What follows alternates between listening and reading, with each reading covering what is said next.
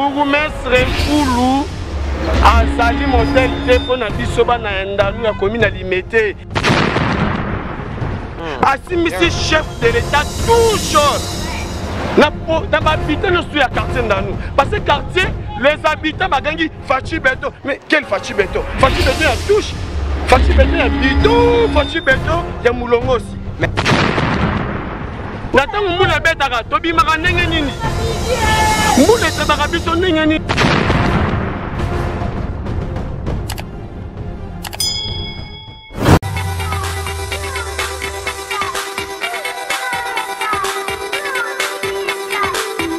C'est bien votre journaliste Ali Raphaël Kengele, le défenseur du bien. Bote Mbote, vous êtes sur la chaîne Émergence, une chaîne qui vous pousse à aller vers le haut. Abonnez-vous très nombreux à notre chaîne et surtout, mettez une pouce.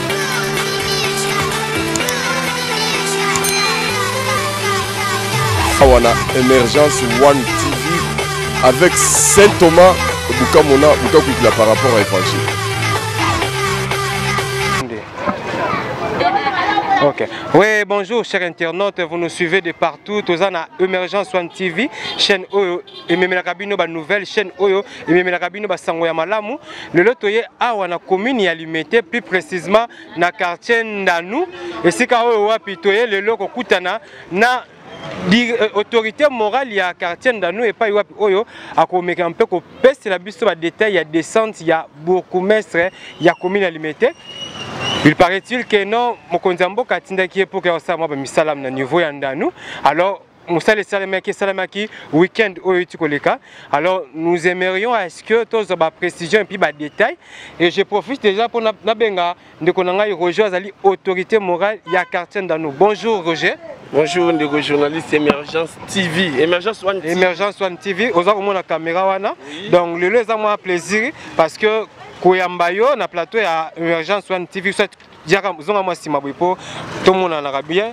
Ouais, c'est quoi moi ça va et c'est moi zali mingi le loto ko kota na mabele na yo. Au première fois et la deuxième fois na ye awa. Descente ya beaucoup mais qui samedi ou ezaki week-end passé. Ezaki pourquoi et c'était pour quel objectif? Merci ndeko journaliste ya Motena Banda malamu mingi ete po na kata quartier na biso quartier Ndanu. Quartier où il y a une superficie à 1,18 km². Ouais, superficie na biso. Et ça la population il y a 11 203 nombre d'habitants dans le quartier Ndanu. Donc ça quartier moko fiscal. On a aussi plus de 35 sociétés dans les quartiers. 35 sociétés dans les quartiers. Plus dans les 35 sociétés dans les quartiers. Mais vous êtes censé vous en chômage, hein? Mais oui, heureusement. Mais les choses qui est grave, c'est les quartiers que le président de la République a Salakibiso honneur y a visité. Le président de la République a le 23 décembre 2019 à Salaka 2h45 minutes. Mon avenue de Télémi, c'est l'avenue Mouepou. Avenue Mouepou. Avenue Mouepou. Place au président de la République à Kotaka, à Boya-Rolata, à Bort. À ça qu'on est en côte, on a les avenues colonel. Et Zalaki le 23 décembre 2019. Et c'est le 23 décembre là. Et ça rappelle jour où il y a sa population. Pardon, les habitants du quartier. Les habitants du quartier pour qui ne revendiquer droit na biso na niveau de hôtel de ville. Dieu merci, le président de la République à personne a visité le quartier na biso. Mais depuis que le président qui était parti, j'espère que vous avez babi TV za radio té ozomona condition ya masse na so ba wewe wazobula condition ba grande sœur ba petite sœur ba grand frère ba petit frère na bana na biso. J'espère que ozomona. Oui, tout ça on parce que déjà tout ça descend sur le terrain, tout moni moi ba difficulté za moi kasi na quartier. Est-ce que courant za malamu na quartier Ndanu? Courant na quartier Ndanu cabine na biso na paroisse Saint-Bernard. Ndeko moko na tanga kombo na été na Bombier, pas ali grand frère mort de Kolinaye a commis sa cabine ya courant, ya électricité ya tunnel. Local la studio ya photographique. Akek boum, akek boum. Akek boum, akek boum. Donc, il y a un peu interpellé conseiller à chef de l'État en matière énergie. Attends, nous quartier dans nous, problème métallique courant. Dans le quartier industriel, dans plus de 35 sociétés. Togo souffrir na couranté. Oui, bon, sur le côté maï pèse la madame na quartier dans. Wande ou deli gambwali wa. La première métallique quartier na biso et Zindaka. To Zindaka à l'époque on a Zindana mayambu na mayanjili. Mayanjili côté de biso 5 fois depuis que on a quartier dans nous. Na 1999 Maïe Kota qui est débordaka vraiment dégâts. Parce que moi je suis né grandi ici na botama na koleli awa. Na tangeli banchiki na nga awa. Nateli bachiki nanga awa. Maïe côté son na neuf. Mais maintenant on yaka et qui ndaka nango. Mais maïe o inondaka quartier na biso. Ezali maïe ba expatrié. Comment ba expatrié? Ba société ba indien, ba chinois, ba libanais oyo baza na kati ya quartier na biso. Maïe na bango nyo selegaka na quartier et leki na venir moi pour awa et que go boka malama njili. Mais na difficulté. To ça ne langa mais ozomona maïe na terrasse et sotambola te. Ok, vous allez comprendre. Mais ce qui concernant le centre, c'est Moussala ou Boukoumès avec Koussala. Et c'est pas ça qui comment peut Moussala les Akindengeni Bano bon c'est Sikane. Descente à Boukoumès vraiment il y a bon pas que Boukoumès, il y a Boukoumès, il y a commune à limiter Douglas Numbi Koulou. Douglas Numbi Koulou, Boukoumès na biso ya limité. À cela qui descend le samedi passé et ça là qui on a date il y a le 26 septembre 2020 au lelo au lobby dans l'échéance tango il y a un jour ayaki aya na tracteur awa quartier ningani fachi béton que facha tindi ba tracteur et ya e ramblé nzela balancer mopo musala e banana kati ya quartier ba carnivore malonga makadame kota awa asimisi chef de l'état touche na habitants ne sont à quartier dans nous parce que quartier les habitants bagangi fachi béton mais quel fachi béton il y a touche fachi béton il y a bidon fachi béton il y a moulongo aussi mais quand même ko boka mabanga pour ba Boukoumès Renkoulou azali modèle te pour na biso ba na ndanu ya commune limité na kati ya limité nous avons que 14 quartiers asali eloko moko te ayena tracteur en a et ça il y a pont clair te pont clair c'est-à-dire ba o ba bi pont clair te na linga la expliquer non moi tout ka munene ngo la danki oyo tombola ka mabele na kata ba terrasse ya liboko mais yenda yaki na pelle chaque jour oyo tombola ka lokola boye e buaki na mutuka ayena ngo etemi kaka pas beaucoup tout bien merci na papa Lukangaka Kaila Lukangaka François na général Patrick Mouyaya bango ne baza na charge ya assainissement ya quartier bango ba kira ba carnivore bon ba kira carnivore vous m'écoutez bango ba pa una bango kena eloko o Boukoumès ki nango siko nangina tuna boye pona makambo ko kire ba carnivore Boukoumès apesaka ba moyen te pour que usaka tindaka ba mituka te pona ko bimisa Boukoumès ya limité Douglas Koulou asali ke ba bêtise aye andi a créé Koulouna ce samedi là abimi c'est le moment de la carnivore abuki kiosque ya batu ya mwana moko ya bon excusez-moi pour les termes ya jeune moko ya muluba comme on na bosani abuki yango ba pièce sur moto et dina kata terrasse donc jeune wana ki osaki Koulouna kasongwa kangaye jeune aso débrier aya c'est le moment abimi donc abimi ake ko inaugurer pont ya batu oyo général Patrick Mouyaya. Et puis, ailleurs, la quartier comme général, hein. Azaki capitaine Patrick, Amati général Lelo Ara na quartier. Ayem tasali bien asali pour ana. Pour ayem tasali yango, mais Boukoumès na courage naie comme il est patron de la commune de Limité. Ailleurs ko inaugurer pour ana nko na katana ba bagdo na ça ba na quartier. Oh ala ko utiliser et puis a créé Koulouna. Après si ba judoka ya quartier. Oh ba ça la raté $100. $100 bah il y a quelqu'un sur le quartier bah moi c'est pas que chômer bah oui que notre Boukoumès ça paye $100 échanger comme notre Boukoumès ça paye $1000 bah que notre frère oh à ceux qui m'ont na beaucoup ya Boukoumès c'est mon maître beau il y a tonton Machombe bah tu des ordres ok Boukoumès ndé azali à la base ya Koulouna oh ya bagarre oyo et ngaki esalama le samedi passé na quartier na biso et puis alors qui est président de la République Sony pour Président de la République a visité le 23 décembre 2019. Quartier Momegangi Fachi Béton. Ngaï autorité morale à quartier dans nous Roger Ngunza dans le Baraboué, mais c'est le président Tshisekedi, son excellence, Oza Béton T. Pour ceux qui béton, tu vas faire la maille. Ozali Félix Antoine Tshisekedi, président de la République, point barre. Au commandé Félix architecte, ceux qui européens ce plan dans quatre quartiers, construction dans quatre quartiers d'Abisso. N'Abisso pas n'Andanou, voyez Andanou y a un des soloba. Roger Ngunza, dans le bic non Fachi architecte. Fachi ça la béton, t'as la béton pour la banangaba. Pour Atongi, Avenue Kianza, Bana Université, ti na carrefour familial. Actuellement vraiment point à bien. Mais ce qu'on a même pas qu'on visiter, mais Bisso a qui qu'on visiter les quartiers. À visiter quartier na Bisso. Aboyi kola da babot ça continue ma support na kata mai. Oyo lelo beaucoup mais ça qu'on manqué visibilité le 23 décembre 2019 le chef de l'État. Ndeko Roger na kati ma lobate oyebi bien que pour ça dans le boy. Oyebi bien que mboka ya Congo eza munene, Kinshasa ville pesa munene. Alors ndeko mokonzi mboka ça ko ça musana ba commune mususu. Boyi pe ko espérer qu'un jour père ko ya ça abne musala. Est-ce que non balancer travaux ata morote na quartier ndano? Ndeko na ngai ndeko journaliste émergence One TV na biso que non. Bourgmestre a manqué visibilité à chef de l'État dans le quartier Nabiso. C'est ça le vrai état de droit. Tout ça qu'on dénoncer, comme dit la Constitution. Il faut que Tchamoutouana Moupandi, ou Azakozuabiso par la force. C'est le bourgmestre, Oyo Azaga 20 millions de francs congolais chaque trimestre dans l'hôtel de ville. À ça, Nini, Douglas Koulou Numbi. Alors, bien, si maintenant, on va Kassi. Oh, il y a solo. Mais c'est le bourgmestre. Oui, ma ramené sur ça là.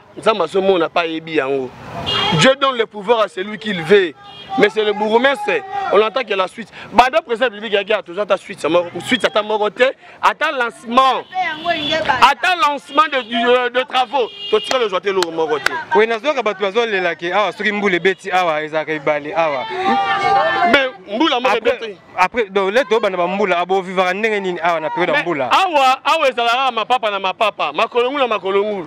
Na habité mutu nyango oyo akoyi koya ko contredire nga awa so mboule beti awa ye atambula na chaussure malonga. Moto oyo komaka 3000 francs. Au loin de 17 000 pour la localité, place Bourgmestre a été bureau quartier pour votre information. A été bureau quartier. Bourgmestre a été bureau quartier. Oui. Après ça, il y a raison à révoquer un chef du quartier adjoint. Ah, on peut se sauver. Ah, il y a un droit de réponse. Ah, il y a un nom. Ah, tu n'as porte-parole. Bachabiso n'a porte-parole dans le plateau.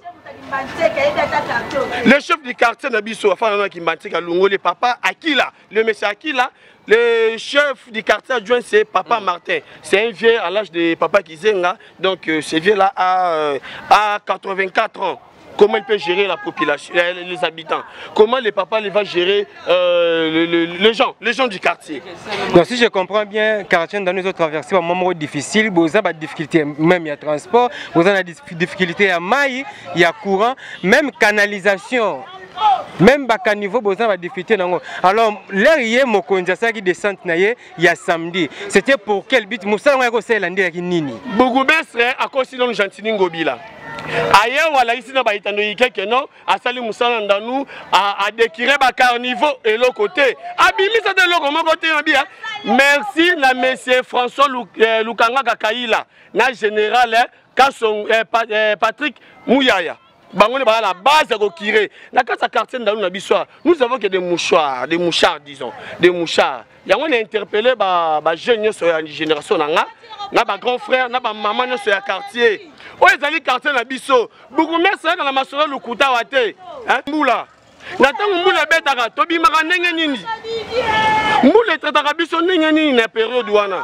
Na yebite ndeko journaliste donc beaucoup mais c'est à cause bisso aye na danki awa tracteur abimisa to loko te tracteur ebuki ngari ya mwana batu ezonye kei akabi $100 na ba jidoka na biso ya quartier ndanu et créer ba désordre jeune moko soki mwelo na mutu soit disant yem da simba kimbongo. OK mda simba kimbongo na pesa message joint de journaliste mda simba kimbongo wana ezalaki un vieux il s'appelle Maître Beau Tonton Machombe, c'est mon grand frère, na yébié propre, na zalaki mais à présenter qui ba esquisse.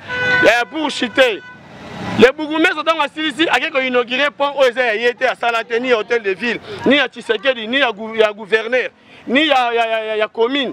Après il y a un abattoir, nous voyons dans la Kabila qui est 2 kilos ngombe na $20. Bourgmestre. OK, ça va na yo qui vraiment ils ont ça vraiment que. Et puis pour votre information, tous en ambon moko et qui pour assainissement ya quartier na biso. Oui. Et ça a valeur il y a 15 millions d'euros. Au Bourgmestre, il y a la paroisse Saint-Bernard qui a 14 millions de dollars. C'est 15 millions d'euros. Et ces 15 millions-là, c'est pour les quartiers d'Andanou, quartier Salon, quartier Massina Abattoir. Donc, là, il y a une autorité morale, nous avons 5 millions d'euros nangai ya biso ya quartier parce que tu as un quartier fiscal tu fous ta impôt na taxe pour bata déjà ta bayaka awa ba c'est la société donc tu fous ta impôt. OK, merci vraiment, merci to kende pe to kapé ba propos ba ndeko mususu ko recueillir moi ba propos pour ba ndeko mususu parce que ba ndeko mususu ba me kapé un peu ko loba concernant mambo ya quartier ndano. Bon à suivre to me kapé ko yo kapé ba ndeko mususu ndeni ba ko loba pour na quartier. Ngayo mama papa loba kata. Il y a un endroit pour doter, OK?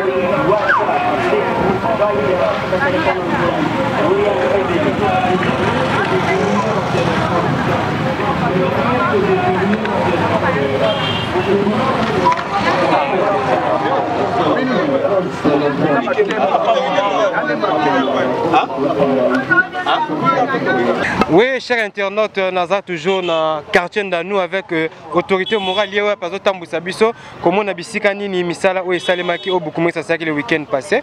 Et tout ça, tout le monde place oyo bakiraki yango place teyo zano on était place au bakiraki yango yo et Maramne, c'est pas ça qui a le week-end.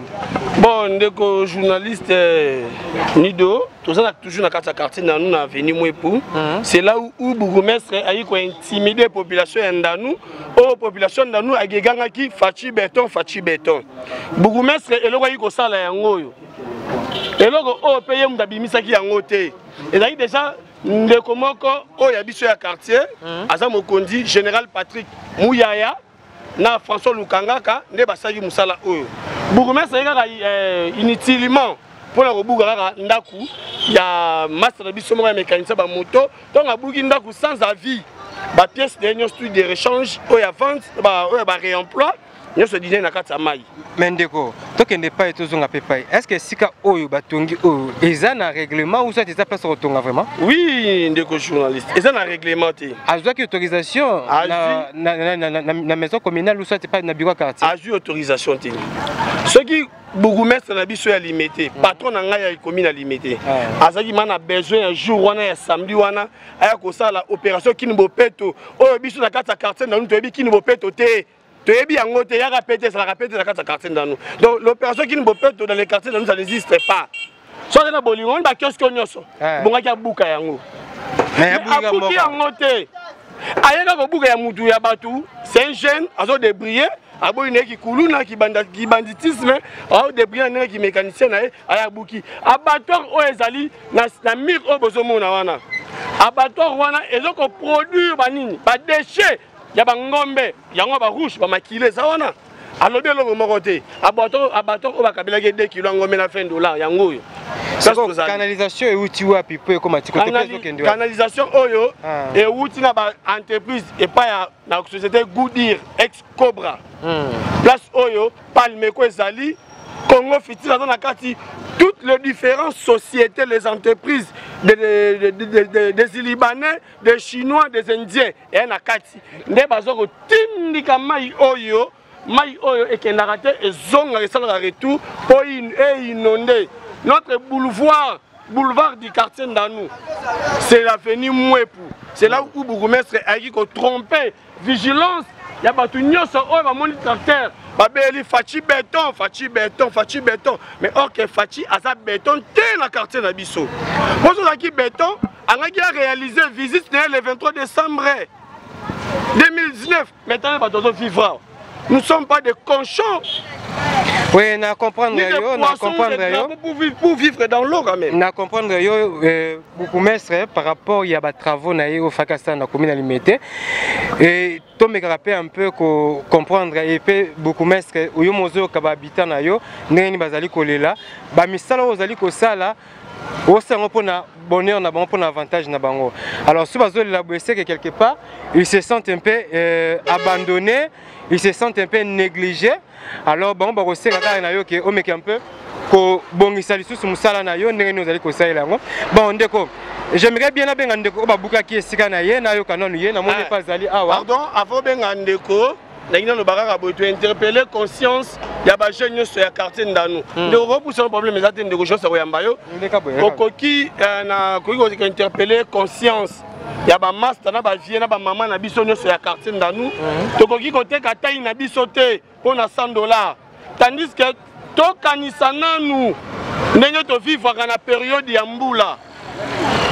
Tout cas, on vit la période en boula. Tant que nous avons mis oyo nous avons dans le quartier. Et une relation que dans le quartier industriel, dans le quartier fiscal. Donc, l'interpellé conseiller, c'est bien par conseiller à quartier d'Anou. Esther Wemba, Francis Baimbalea, Dr Laurent Makabou, Général Patrick Mouyaya, Aza le seul général Oyo. À ça la cancenissement a venu na biso mwe pour na ba soda na ye. Le seul général na papa mo commandé papa Lukangaka François Kaila. OK. Et ça bango à part le bagdo oyo ni Bougoumès Alingi a créé la carte quartier, il a créé division la carte quartier nous entre nous les jeunes. OK. Ba mastaboke ba tote ka taïté pour $100. Merci Nandanou la référence. OK, merci Wanezali ba habiter en Danou ndi bazali koloba parce que ba monitro bazan a besoin de développement na quartier bango. Lorsqu'on parle de Kin Bopeto, bon on peut pas ni ba vivre na quartier Danou parce que comme on a boy déjà na habité au stobe en Kini nini. Alors thème opération Kin Bopeto zali beaucoup mestre ou les appels quartier na kati ya commune yo. Alors il faut ko yaka awa kosala musala pour que population eza awa ba se retrouver. Alors si ba se retrouver kaka bango na ba oleka na TV ba oleka na émergence One TV ba lobake beaucoup mestre ça ça musala. Alors souci na biso eza lelo yo beaucoup mestre oyo ka kolela ya bana na yo ndeko na ngai bonjour. Bonjour. Kombo na yo nani? Mwana Badibanga. Kombo na Badibanga saka nini? Ngala bongsaka na ba moto. Bongsa ba moto? Oui. Et sika on a moni ba buki nde eza sika na yo? Eza place na ngai. Ba buki on a raison nini? Bon na moni ba lobate lo côté na moni kaka danki yawa. Ba telemaki yawa ba telemika ka te photo buka to chumola to bongsa terrasse. Ba acheka pawa abende lo côté, achepa wa misine lo côté. Ayimba moko ote photo buka ka maison na yo na maison na ngai tana eloko ni na kati boyo buka ezaka ba pièce ndeza na kati kuna. Ote tozo buka yango kaka ba koti na kati bando sala ba piage bazo buka ba biloko libanda. Tant na lo ba boyo ko lo bate ba bwaki biloko nyonso libanda bandi ko wela ngo libanda. Ote tozo buka maison ba buki maison, tant ba buki ka maison esili ba baluli dank ba kei. Ouais, parmi ba tout ba buka biloko na bango kaka yo moko tout bozaki belé. À part kanga moko. Est-ce que bisiko tonga ki ezana ba norme oyo koka ko tonga oh usa tozana autorisation tonga place o? Ouais. Vous avez l'autorisation? Je vous assure vraiment que nous ici oyo so ezana na raison mo teza ki oyo ke SPC ba konza mboka te nga batika ngo. Ce qui est là qui te que na za raison o tembele kala wana baso ba longola kiango.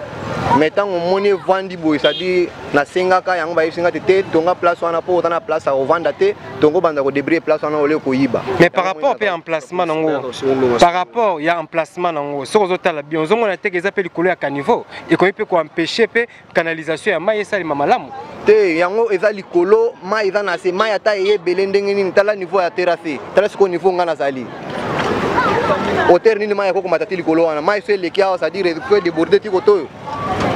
OK, ça va yo okosenga nini na beaucoup mestre par rapport à nini babuka ki eloko na yo. Na osenga ka po bazong selanga biloko na nga tu oyo ba. Perdre ba biloko na yo? Perdre biloko tu ba pièce tu na zaki na ngona kata tu ba welele yango ba sala yango piage avec ina ba sapat na ba donc moya ko lobande zati. Na tika ka ne o moyen biloko na tika na yango. OK, merci wana boiti ko lana ndeko ko bai kombo nani? Badibanga. Ndeko Badibanga aza ko se plaindre parce que staff na ya sala ki gagne peine na ye s'il faut le dire et c'est ka wezo permettre abika peba na yeba bika bayaki ko buka yango pendant que bazali ko sala musala ya assainissement na avenue na quartier Ndanu awa yango moni lelo to yoko kutana ko sola na ko continuer na autorité morale et autorité morale tu disais que ils ont un pont moko awa ba inauguraki pont yango wana. Oui. Et pas ya général. Muta construisé comme ezaki général. Oui. Pont oyo mutotonga yango ezali général Patrick Mouyaya. Oyo bato abattoir bazoko kosa keno bangoni ba pesa ki 95% pas ya général pour atonga pont oyo. Oyo bourgmestre ali ko inaugurer ezata mbongo ya Fachi Betonte. Ezata mbongo ya commune de mbongo de hôtel de ville mais aye ko inaugurer. Voilà ce que nous avons expliqué bien. Ezali, un musicien dans le quartier Blaise Koyi, na enseignant il y a école Matondo parce que tu as bien l'école l'école on a battu en raté dans la période d'Amboula. Pas la battu en raté. Dit qu'on peut personne qui au monier, dit qu'on peut pas regarder biso la vérité. Non mais quoi les net aux arbres sur Amboula makasi bandit donc. Mais bon comme on a difficulté makasi non seulement Nzela mais na ba école pe mususu ils a inondé. Oui, témoin Nabiso c'est président de la République. Mais c'est le président de la République Félix Antoine Tshisekedi. Asa témoin Nabiso. Pour adinda wa côté na ba sapote na kata mai. Président de la République a leki na bourgmestre c'est eloko te pas Nabiso. Asa eloko te a manqué visibilité et visite à chef de l'État dans le quartier dans nous. À cause du tracteur, il y a une intimidation pour intimider les habitants du quartier dans nous. Les habitants ont gagné Fachi Béton. Mais c'est le gouverneur qui nous bopeto dans le quartier dans nous. Toyebi yangote. Totika un peu comme on est yangote. Mais c'est le général Kassongo. A venir moi poser la maille. Mais les policiers n'ont pas de salongo.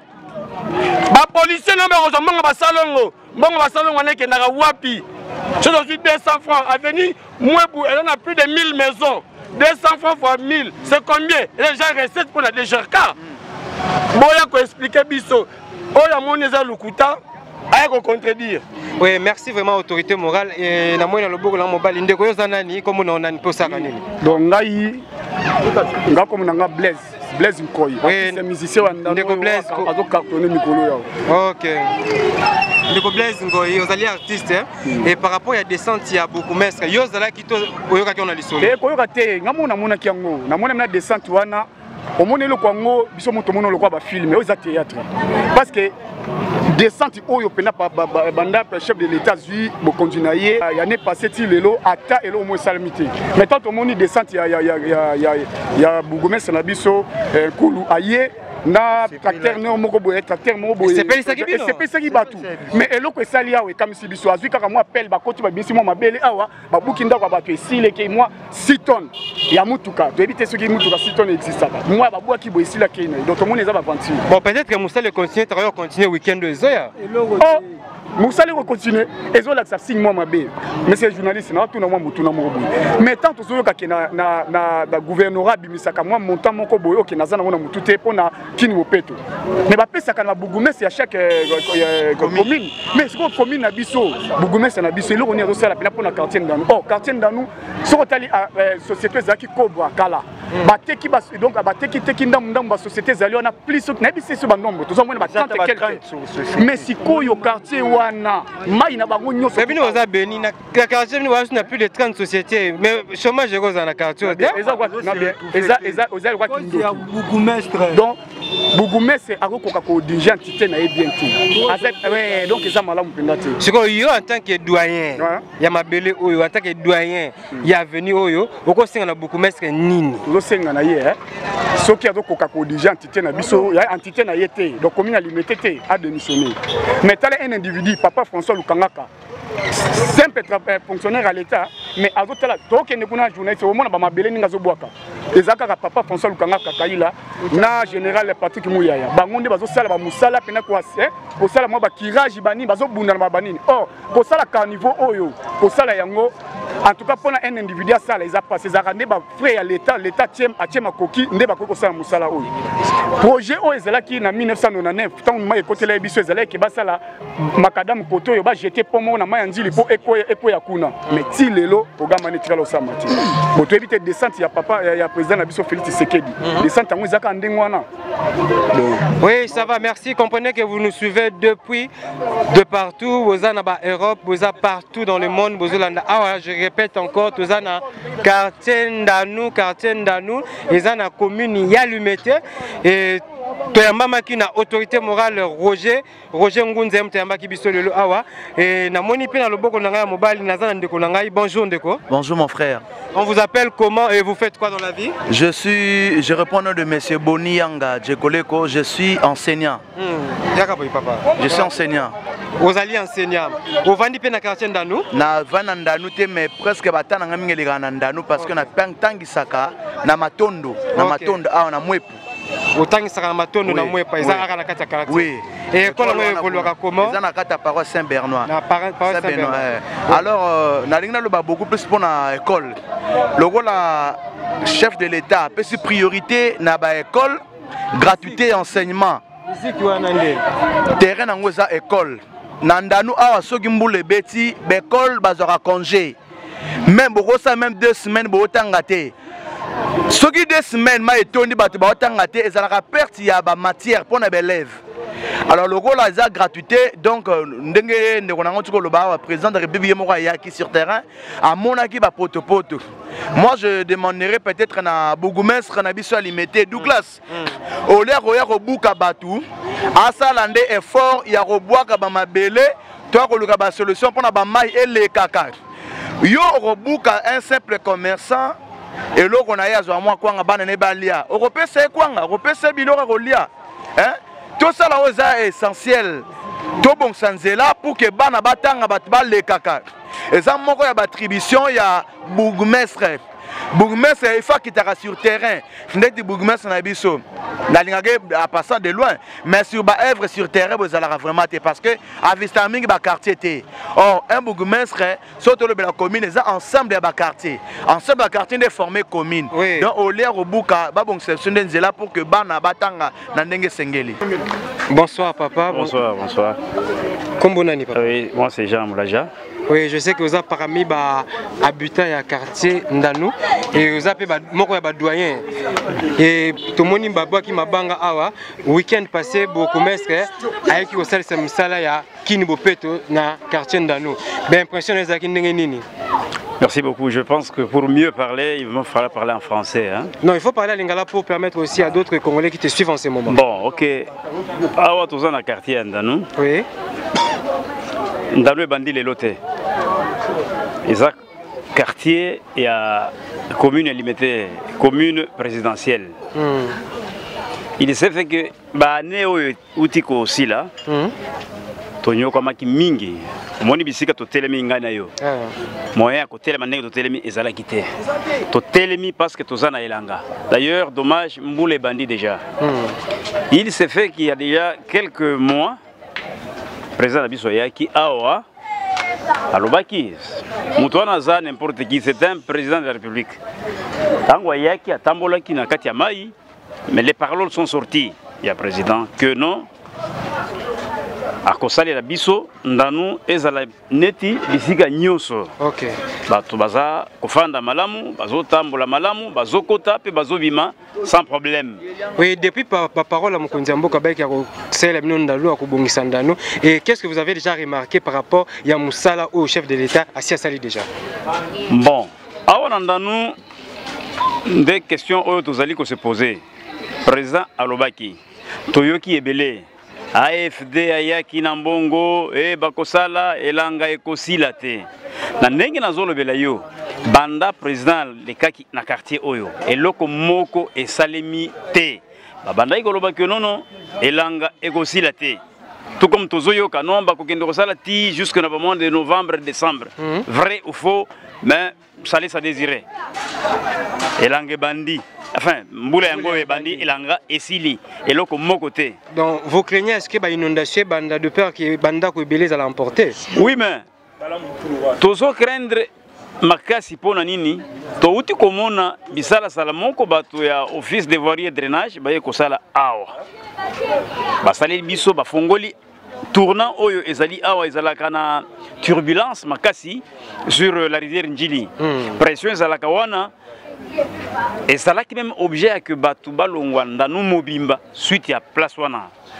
Il y avait eu fissure, mais côté là qui batou il y a des années Batouba Kimaki, Bakenda refanda likolo il y a Fablo. Donc OVD aïe, tout dans notable à quartier, Tomeka qui koye bisaye pratique au sala. On ne refuse pas. On ne met pas vos compétences en doute. Bokende kosala yango kuna bisika turbulence ezate. Le monsieur de OVD a boyaki. Basali oyo basalaki ezawana. Il suffira que mai soke matika kamuke awa tourner na muloko mboka. Tokukima awa. Donc awa tozali déjà na qui vivent. Vous vivez en difficulté ici. Donc on ne vit même pas, on lutte contre la mort ici.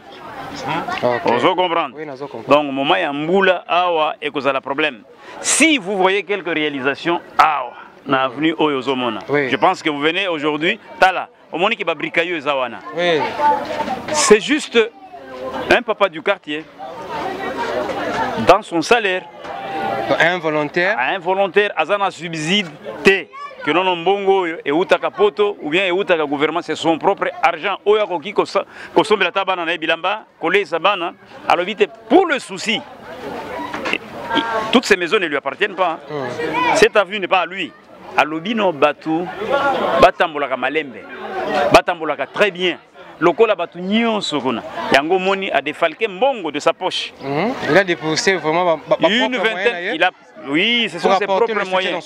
Justement, à Bandi, il a promis une vingtaine de camions pour Bisika Bamaï et Télémaka Basopa. Oui, maintenant, que fait le bourgmestre na ba difficulté on surtout ba habiter dans nous bazo traverser. Na regretté mingi d'abord le fait que aux otanga komba mutwana. Pas plus tard qu'il y a 2 jours ou 3 jours. À Outikosala Awa, on a mobilisé à Tambour Batan, non, le bourgmestre va venir. Aïe, moi personnellement chez moi c'est en face ici. Je l'ai vu passer. Et loko moko oyo auti kosala sala ki a en tant que numéro 1 il y a commune limitée exacté. On a entendu parler qu'il y a Kira qui va à niveau na niveau et entrer kuna. Mais je pense que tu n'es pas loin où nous sommes. Le caniveau est là. Si tu peux prendre les images, le caniveau est Zali Awa. C'est le seul caniveau au Tozanango Awa. Maintenant pour chuter, qu'est-ce que vous suggérez? Na bourgmestre il y a commune limitée, na gouvernement il y a président Fachi Béton. Moi je trouve que loin de politiser mes paroles, je dis vrai. Je trouve qu'il faut aller au-delà. Nous devons nous adresser vraiment en toute vérité au président de la République. Bourgmestre, je trouve que ça c'est du passé. Tout ce président, ça ne commence pas avec lui. Nous avons vu des bonhommes. Des bonhommes étaient plus pires que Bisso Awa. En son temps, le président Kabila, il a fait cette route-là. C'était un investissement. Quand il est parti, il n'a pas pris cette route pour partir avec. C'est resté pour la population. C'est dans le même ordre d'idée de Osenga, le président Nabiso. Il est le nôtre que nous avons. Une parole sortie, il faut que ça la tout pour que, même si peut-être il y a trop d'embûches, suivi Zala, Basel et Labiso, tout le monde est loco à Malongate.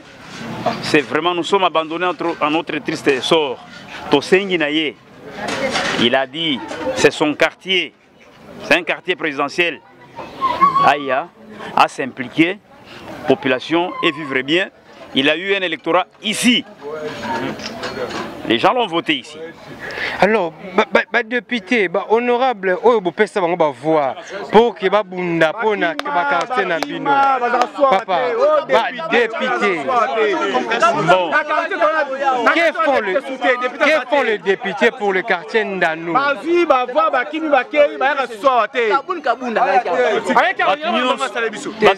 Du calme, monsieur, du calme. Batunion Soana, vous savez, c'est comme quelqu'un qui convoite une femme. Tout au début, ça sera des jolies paroles. Peu après, ce sont des coups. Lobikuna, Mbeboeza, Govimba, Moutou Ezaboye. Il n'y a rien avec tous ces gens là-bas. On ne les voit même plus. dans le quartier ici, où ils sont passés à tambour battant ici. Mais l'action basée au sala, l'action basée au sala na propagande na bango, va continuer à lui soutenir le. Personne. Tozo mona mutumoko ata mutumoko ya galisusu. Il revient à nous population de comprendre une chose. Quand vous donnez à un oiseau, donc un oiseau par rapport à un poussin, je pense que donner un poussin, c'est mieux. Parce qu'un oiseau, quand vous lui donnez, il va prendre et voler avec. Et après, il vole, il part. Mais quand vous donnez un poussin, vous le grandissez. Quand il devient grand, il va vous servir quand vous aurez un visiteur ou vous-même quand vous avez faim. Vous comprenez?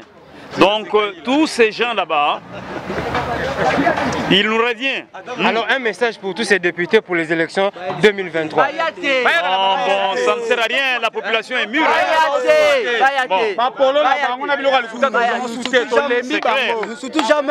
Ok, merci vraiment. Merci. Bonjour, bonjour maman. Bonjour papa. Comment on a dit maman? Maman Louise Kalema. Maman Louise Kalema, ça kanini?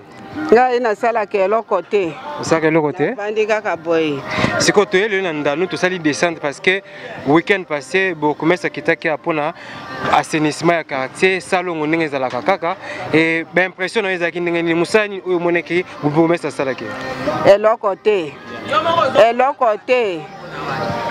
Yo moko zo mona ndenge tozo dinda mabulu potopoto mai ezotondela biso awa mais lelo si baye na camion moko ya mabele baye ko bwaka balembi biso bakei libela mais sikoyo papa François Kaila lelo asungi biso aye pona kotia mabele na ndanu to dindaka chaque jour mais lelo to sepeli makasi pona oyo nyoso asali lelo camion soki ya 6e yango wana telemi kuna bazo bwaka mabanga lelo mutasali musala na nani mama kombo na ye papa François Kaila Bungu mestre te Bungu mestre te François Kaila lokangaka. Maman na yebi beaucoup mestre ayaka na quartier ndanu asara ba distance na ye. Musala ya salongo beaucoup mestre à la loupe. Asala lokote to si to pesa ka bango. Ata ministre ye moko ayaki awa atalaki banda kenda ke loko moko esalama kite. Yo en tant que maman moboti na difficulté ozanango awa na quartier ndanu okosenga beaucoup mestre nini pe osenga bakonzi mboka nini.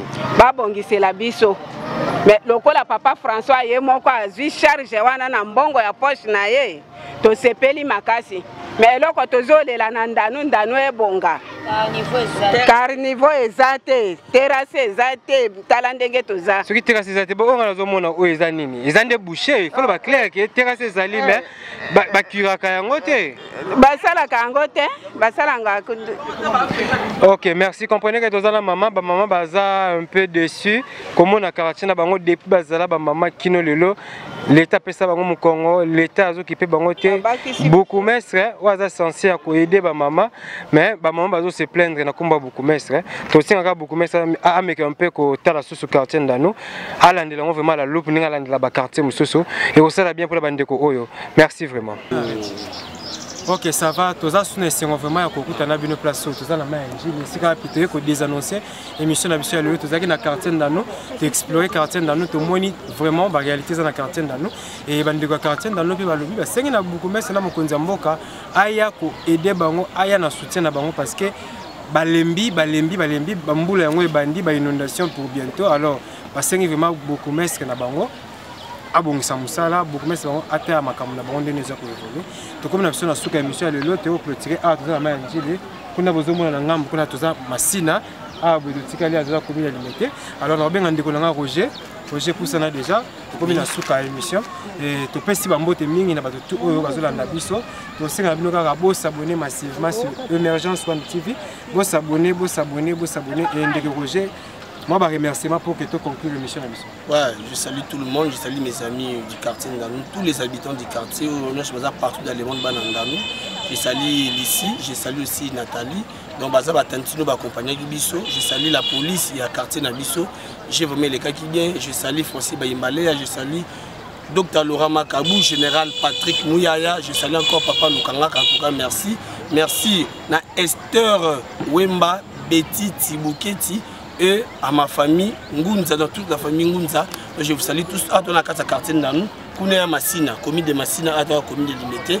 Dans cette là-bas, nous sommes tous abonnés à Émergence One TV. Là où on a ma Solan en direct, chef de l'État, tous ans besoin de réalisation, on a conseiller, Bossou chef de l'État. Bissobanandano, on est au temps là, mon qui visite le quartier les gars qui n'ont pas. Merci.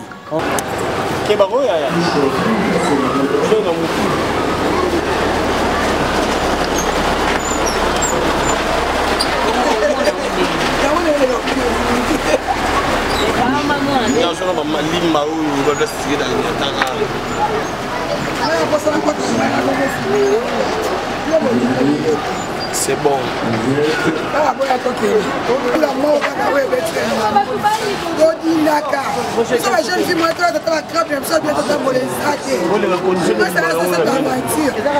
Condition à dire, on y parler. Parce qu'il y a contact qui a quartier la mission.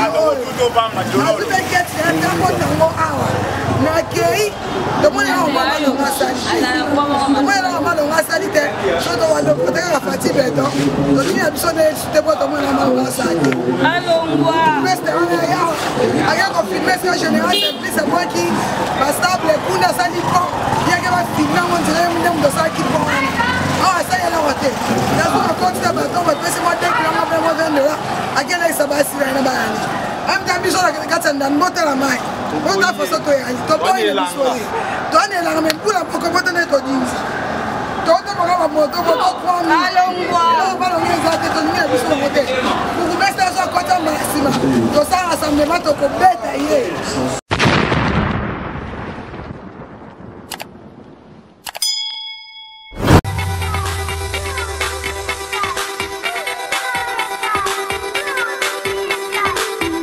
C'est bien votre journaliste Ali Raphaël Kengele, le défenseur du bien. Vous êtes sur la chaîne Émergence, une chaîne qui vous pousse à aller vers le haut.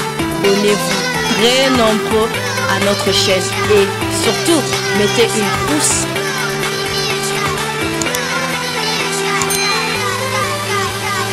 Awana Émergence One TV avec Saint Thomas Bukamona Bukakwikila par rapport à Évangile.